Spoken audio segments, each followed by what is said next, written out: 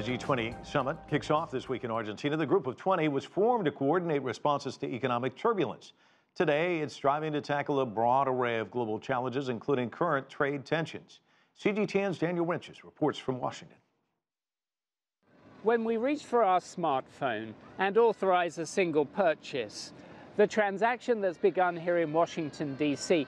can trigger commercial activity in Shenzhen, China, or Melbourne, Australia, a benefit that's almost instantaneous.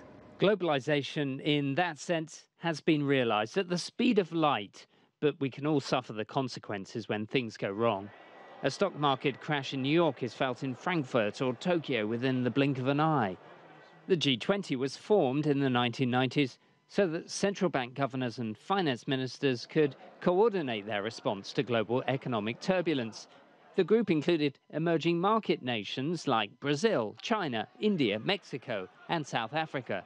They played a crucial stabilizing role during and after the 2008 financial crisis, which prompted the G20 to organize regular leadership summits. In subsequent years, the G20 agendas expanded to tackle areas like environment, food security, and African development.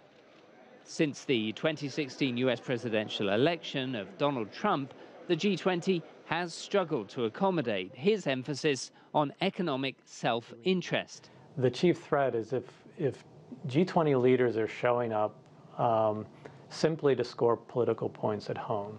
So they're showing up to be combative, to call out other individual members.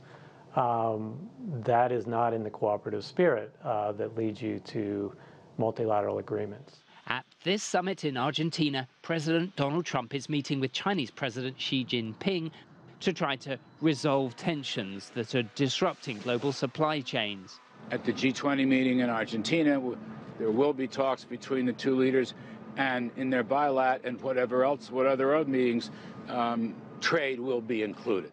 Trump's America First approach appears to be downplaying the importance of consensus and coordination inside these G20 meetings.